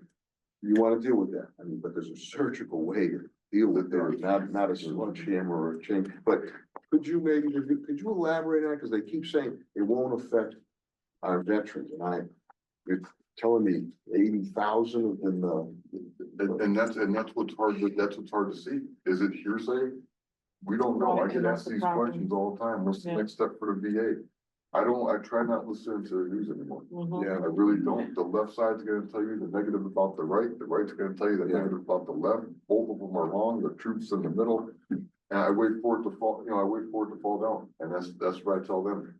That's why I tell the veterans that ask, is it gonna hurt? Losing 80,000 people, does that need to get cut? Yeah, I'm sure it does, right, on all levels, but if it starts delaying claims and delaying that's live. immediate assistance that these guys, these folks need. Again, luckily in Springfield, you don't have to just go to the 25 Bond Street to the VA outpatient clinic. There's BHN or CHD, but if you're a smaller town Mhm. and you don't have the resources the way Springfield does, if you're a Midwest town and your nearest VA hospital's 25 minutes away, an hour away, 2 hours away. What are you gonna do? Some vets feel comfortable being around other vets. They won't go to a BHN or anyone else with mental health. They want to be around other vets. So thank you for you, I'm just interested in perspective, keeping it's not gonna affect. If I may, Mayor, I'm sorry, and as I'm putting my mental health hat on, and it's affecting them now, Yeah. right, with the uncertainty. Not knowing what's going on. Not knowing, even if nothing happens 4 years from now, right? Yeah. It's affecting them right now, emotionally, mentally, not knowing is scary, I can so. tell you that most, but I mean, hopefully Washington's hearing the word and, the voices. I hope Because so. vets are gonna fight back and there's a lot of people fighting back on behalf of vets. Mhm, Uh, there are. So, I know they've already rolled out like the first little batch of their layoffs Mhm. and hopefully that it ceases there. Yeah. But And also, you said that a lot of the vets from other places come here, because Springfield is a hub for everything, They right? always For do. housing, for everything. Is there a way for us to talk to other cities and see if we could kind of like come up with some sort of arrangement financially where we can Oh, they do. support the Yeah, vets? no, they do support their own vets. So the veterans may come to us, but we direct them out to their city. It's only Springfield residents that are on chapter 115. Yeah, but you're still seeing them and talking to them and saying, hey, you gotta go back to your city, so that takes time. And sometimes I imagine you don't turn them away, No, not, never. not who you are. No. You know, There's no so- PSO in Western Mass, I promise you that. That's not Right. true. So, I'm just wondering, I'm just thinking out loud, just in, the times that we're in, I don't know. Thank you.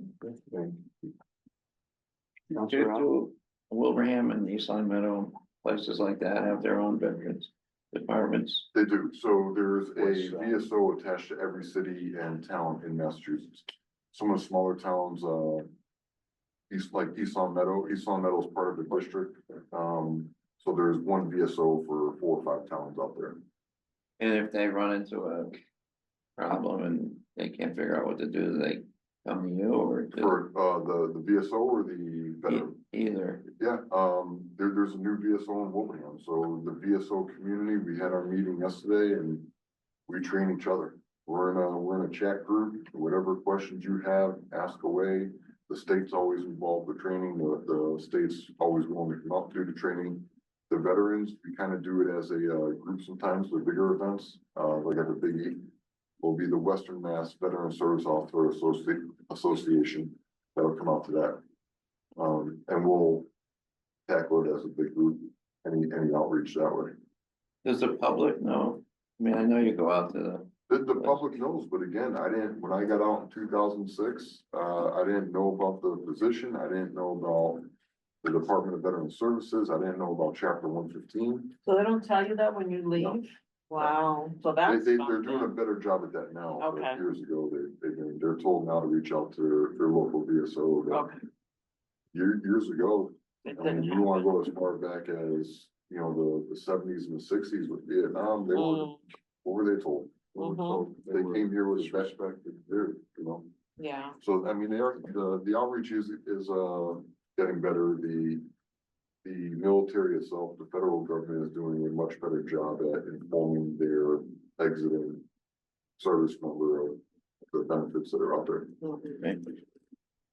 Good, great job. Like, yeah, hear all the work you guys do. Thanks, I'm all Thank set. you. Counselor Davila, do you have any questions or comments, please? Just have a quick comment. Good job, Joe, on the work that you're doing. I can see you're truly engaged, you're really passionate about this. You always be pretty straightforward, pretty good. And also to remind Mr. Mayor, those that are watching at home, that if you're a veteran, you can now park for free in the city of Springfield on the on-street parking, as long as you have a veteran's plate properly issued by the DOT. You can have free street parking in the city of Springfield. And Mr. Mayor, Joe was instrumental, very helpful to me because I signed out for that ordinance. Thank And you. so, Yeah, no, you- very good job. So if you're a veteran, you have a plate, veteran's plate in Massachusetts, in the city of Springfield, you can park for free. Thank you. Thank you, Councilor Davila, and thank you for partnering on that. Any other questions are directed to Carol or Commissioner Helen Dalton Harris? Okay, Joe, thank you very much. Good job. No, I think you have 10 seconds. I have. Yeah. I knew There you all is a strategy to that madness, on that. Yes, thanks. That's right. Now we will have the, presentation of, health and, human services by the elegant Commissioner of Health and Human Services, Helen Dalton Harris. And again, I'm going to reiterate, people tuned in, after fact, the importance of public health, really shine through, during the, unfortunate COVID-19 worldwide pandemic. And Helen and her team will elaborate, health department, human service does a multitude of things, restaurants and testing, the whole 9 yards, on it. So, with that, I'll turn it over to, Helen. Certainly, Mayor, thank you for this opportunity to provide information because I think it's important. I don't think many understand the real foundation of public health in the Commonwealth of Massachusetts. We have 351 cities and towns. Each one must have a Board of Health. The Springfield Department of Health and Human Services is the Board of Health. Why am I saying that? We are mandated to do two things by Chapter 111 of the Massachusetts General Laws. We're mandated to provide nursing services and we're mandated to do environmental health, which is inspecting the restaurants and making sure that the public is safe as far as eating is concerned. We do septic tanks, we permit food trucks. So much goes on in environmental health. Nursing services, this city has some challenges with tuberculosis and communicable diseases. And so it's very disturbing to me when I find out that my nursing contract went to committee in the city council. Why does that disturb me? because then I don't have the opportunity to treat these tuberculosis patients because of the fact that I don't have a contract in place. What that contract was going to do was going to allow me to hire part-time nurses, which I do not have the opportunity to do at this moment. And so I want to just reiterate the purpose of Chapter 111 and what my department is mandated to do.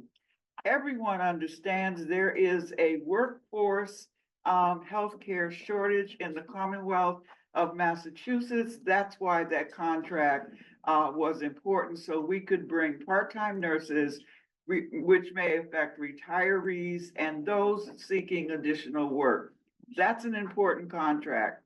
The Environmental Health Unit, we have successfully negotiated that their salary will be increased. And also, it's important to recognize that team has inspected every restaurant in this city at least twice a year. That's an important statement for a department that has been struggling with its employees in terms of getting individuals into that department. So I bring up first nursing and environmental health. The opioid, well, let me go back to the workforce shortage. Currently, we have dental hygienists on our list. We have physicians on our list. We have dentists on our job posting that we have not been able to fill. So I just want to bring that forward because of the urgency that I see as far as communicable diseases and tuberculosis, which is a communicable disease in the city of Springfield. The opioid response unit, and thank you, Mayor Sarno, for working with us on that, was able to have 13 independent Springfield residents review the proposals, and they made the recommendations that was really important. And the 3 agencies were selected, and we're in the process of refining scopes of services and taking our time in order to make sure the budgets and the metrics for each one is secure. The public health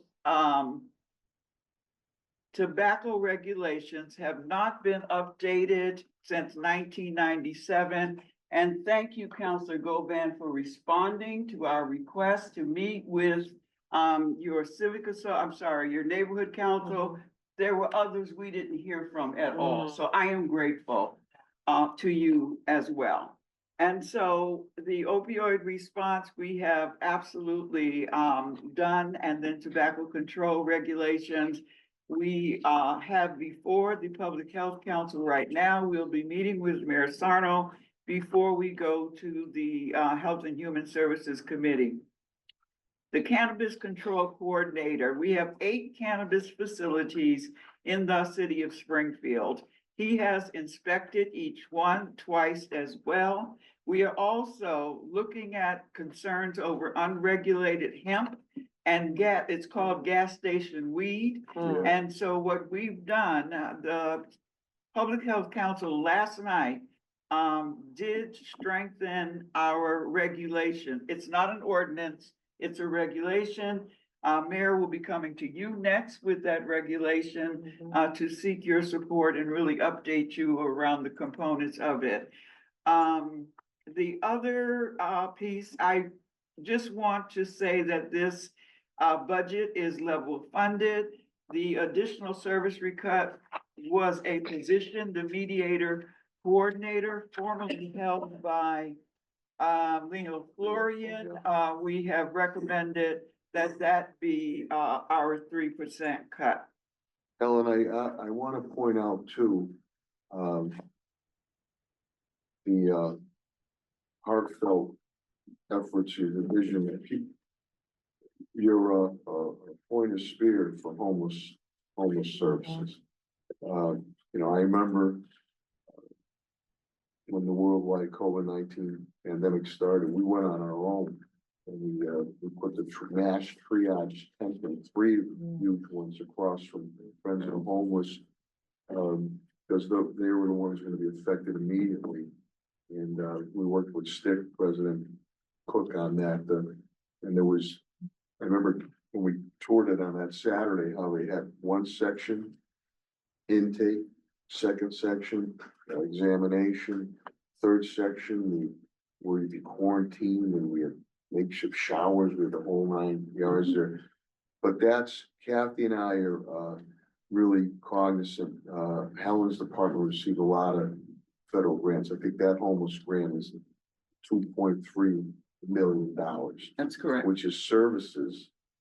Plus we sub out, we'll sub out, we work with Bay State, we work with Mercy, other things on it, so. We're gonna keep an eye on that and, so people have to be aware of that, because I think people, when Helen's right that, I'd say pontificate would make a place say, because when you think health, well, what does the health department do? The health department does a multitude of things that touch everyday citizens and businesses on it. But yeah, we're monitoring that. But I just wanted to interject that, Helen. I don't want to interfere with your presentation. If you have more. Please Just, feel and free. you leaned into what I was going to say, just one more, that the federal cuts will definitely impact us. They have not, I'm working with the Mass League of Community Health Centers and Deputy Commissioner Tiana Davis to try and mitigate some of that, and even at the DPH level, they're uncertain because federal funds come to the state and the state comes to local. And so we are in jeopardy of losing significant amount of money. It has not happened yet. Yeah. And no one, I think the biggest challenge, I think Joe DeCaro touched on it, is the uncertainty. We don't know right That's the now. problem. And so we are in a holding pattern, waiting to see. But we have all of these patients. I don't think people understand as well that we have a 330 health center called Health Services for the Homeless that treat unhoused individuals, behavioral health, medical, and dental. So I just think it's really important to recognize there are many services that could be impacted with those federal cuts. I was just telling Councilor Govan that, the health department, schools, which have been said to Title I and others, Echo Dev, CDBG, HUD, and, these are lifelines, but also these help people get back on their feet. Youth development, we've helped businesses not only survive, but thrive now, so, but as Helen said and Joe, the uncertainty when we're putting this budget together, but Helen's division relies a lot on grants, which come from the feds, which trickle down to the state. So we're caught. So Helen, if I had to, the 3%, you could, thanks, Councilor Ron, thanks, Ada. You could survive if we had to make adjustments. On the 3, this is stating that, we don't take any substantial cuts. Thank you, Councilor Devon. Any substantial cuts from the feds for the state. I know it's an adjustment, but if we had to, you're able to make do. And then you have the TB, you have an additional request you want to, with the nursing unit.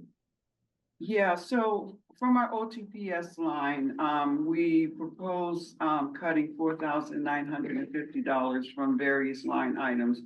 But again, we propose cutting the mediator position out of our budget. I believe that's 89,000. Okay. So if that happens, that will more than substantiate a 3% cut. Okay, yeah. The Any additional additional request? had to do with the fact that we, the state, I always thought if we didn't have any nurses, and we do not have any nurses in our unit right now, except for a nursing supervisor. I always thought the state would come in and help us, and they were very clear with me this is your problem, you figure it out. And so I was able to get our former nursing supervisor, Dominique, to come back, so she's with us now, Okay, but only part-time. The state uses community health workers as supplements to their program. So, and they do an excellent job going in communities, dropping off medication, the kinds of things that are really important to our patients. And so I'm proposing, and Kathy, we can talk about this later, but I certainly, if I can't hire a nurse, I would be more than willing to give up that position and hire 2 community health workers to do that work. So it's realigning funding, but we can talk about that on the back end. But that would be what I would like to see happen. Those individuals could work with our nursing supervisor and take up some of the duties that the nurses do that are non-clinical. Want to be clear, non-clinical. Do we have that job description? Yes, Already, okay. I can send it to you. No, that's okay. I just wanted to see if we had to go through all those. No, I have the job description because I have a That long community health process. worker who is on a grant right now, who is Okay. doing some of that work. So if I had 2 more, Oh, I could okay, at great. least feel comfortable about Okay. that. But yeah, that brings up another thing with services. When you do the services, you have to have bodies to do that. And we've estimated if these federal hits occur, it's just south of 100 positions, which now is some services positions. So, you know, we're hopeful that we don't get to that point in time. Kathy, any questions for Commissioner No. Kaufman? We can talk about. Billy, Dave? Health Department does a great job with all the divisions. thank you. To Counselor Allen, Finance Chair I Allen? know there've been a couple of committee meetings recently on the bird flu or something. Do you, at what point, if something like that were to get big, you would come tell us or something? I mean, I'm not concerned about it at the moment, but what's the process for that? So our 2 last committee meetings, as you will recall, I'm not sure if you were there, was bird flu and the measles. And so. Counselor Santinello. That's correct. Likes to call And them. so, bird flu, any communicable disease like that, State Department of Public Health epidemiologists will let us know immediately. If something, we have a thing called MAVEN. MAVEN has all communicable diseases in the Commonwealth. I only have access to Springfield's portion, but I'm saying that to say that the state keeps the data.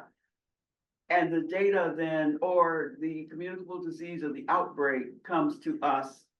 And then we act, and certainly that's when I would alert the mayor and then certainly the rest of the city council. So it's, we say top down, but it's kind of a top down flowing from the state to you, That's as opposed to you knocking on their door and say, what are you doing about it? well, if an outbreak of any kind happens within my jurisdiction, and the state doesn't know about it, I have a duty to inform them. Yeah. So I guess to your point, it is a back and forth communication. Tim, Helen and I and Dr. Roos, who is still with Mercy and Trinity and former leader of Bay State, Dr. Kerouac, now it's Peter Bonko. We would not look forward again to doing Monday mornings for a year and a half.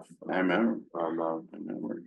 But Helen will tell you, and Dr. Kerouac would tell me, Dr. Roos, one of the people said, we missed that. That's where we got all our information for a year and a half. So, you know, thank God we didn't miss it at all.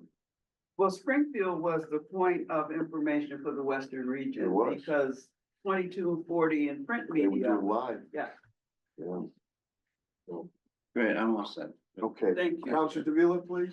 Any questions? No question, Mr. Mayor. No Thank questions. you. And I want to thank all my cabinet heads and department heads and their staffs, due diligence. And I also want to thank Councilor Tim Allen, Finance Chair, Councilor Victor Davila from Ward 6, Councilor Zeta Govan from Ward 8. They've been very faithful in attending these meetings.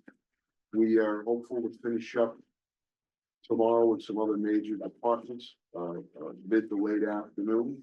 At that point in time, Chair FO, Kathy Bono and her team, and I will put together a budget. And once that budget is done, we'll make a public announcement of what the budget buys. And then we'll turn it over, for the city council's due diligence, for their review process, and that they'll call their hearings. And then we'll do a final presentation to get the, budget passed, and hopefully, as we've done before, we work together to, get a strong vote on the budget. And in the meantime, we will await the uncertainty of what occurs on the federal level, which trickles down to the state level, which in turn will trickle down to possible. We always have a can-do attitude and prepare for the worst. And we hope for the best moving forward. So with that, thank you everybody for the viewing audience. Thank you for watching. Go out, have a great day, good health, and God bless. Thank you very much. See you tomorrow. Thank you.